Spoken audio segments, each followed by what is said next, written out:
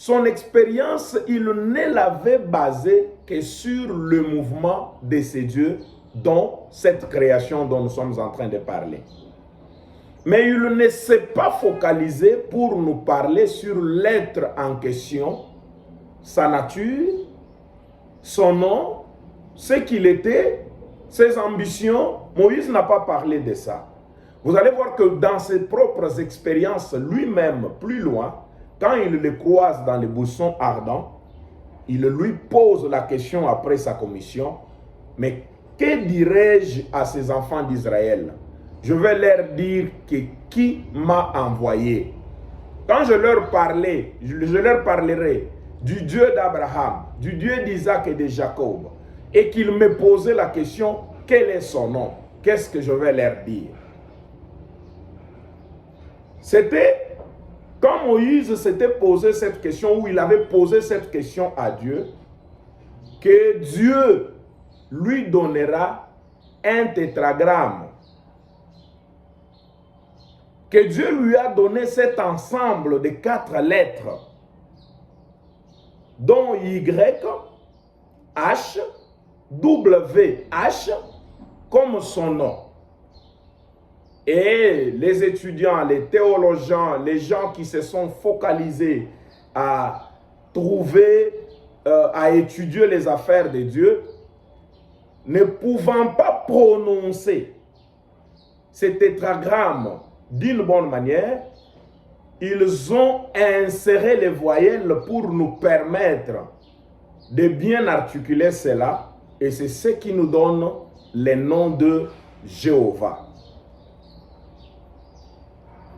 Mais alors, si notre Dieu ici, il était en train de s'adresser à quelqu'un d'autre, ou il s'adresserait à un groupe d'autres êtres avec qui il pouvait être en communion à ce moment, nous devrions comprendre qu'il y a eu une autre création avant les commencements que Frère Moïse nous a présentés.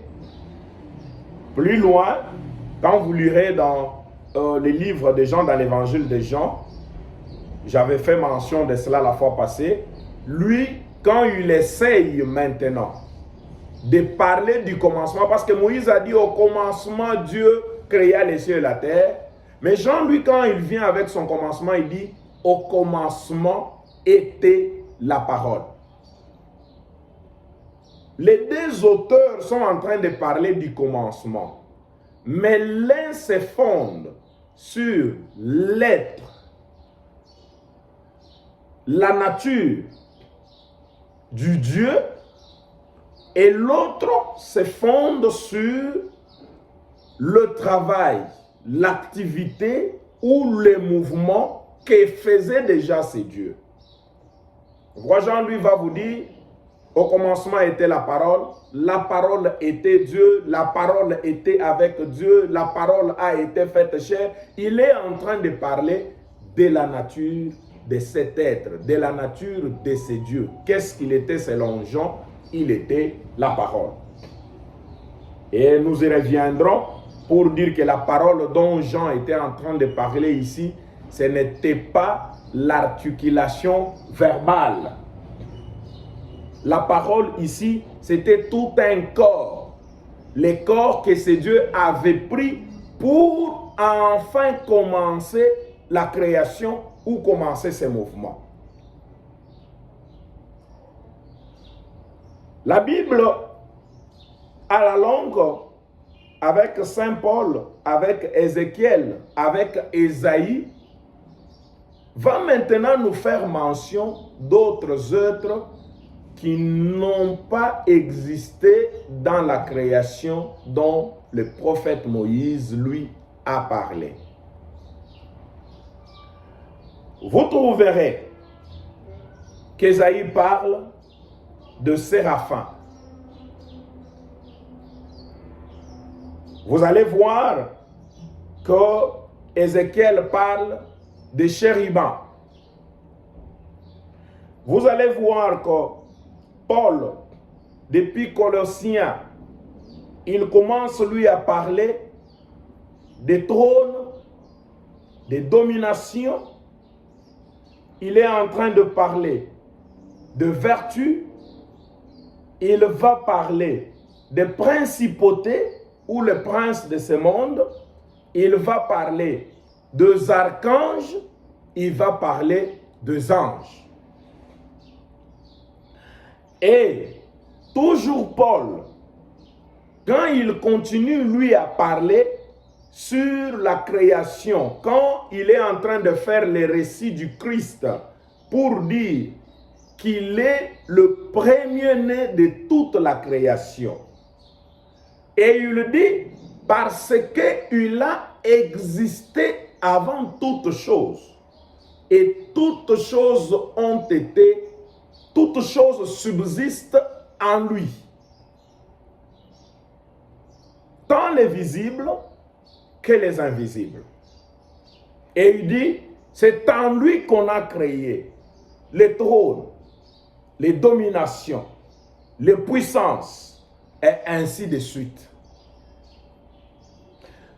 Mais dans le reçu de frère Moïse, comme je venais de le dire tout à l'heure là, lui c'est Dieu qui existe et qui commence la création par les cieux et la terre et toute la suite, jusqu'au chef-d'œuvre qui est l'homme. Mais c'est en étudiant la parole. Je vais revenir ici avec les écritures de la Bible pour que nous puissions parler point par point en détail et voir comment la Bible est en train de parler de ces êtres ici, dont la création, l'heure de la création, si je vais ainsi dire, ou le jour de la création ne semble pas faire partie de 7 jours dont Moïse, lui, a parlé de la création inférieure. J'utilise souvent ce terme, la création inférieure. C'est le prophète Branham qui l'a utilisé.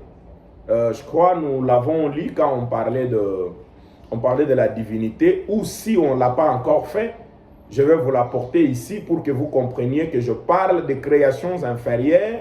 La création inférieure, c'est par rapport à la hiérarchie que nous avons vue avec vous dans la création.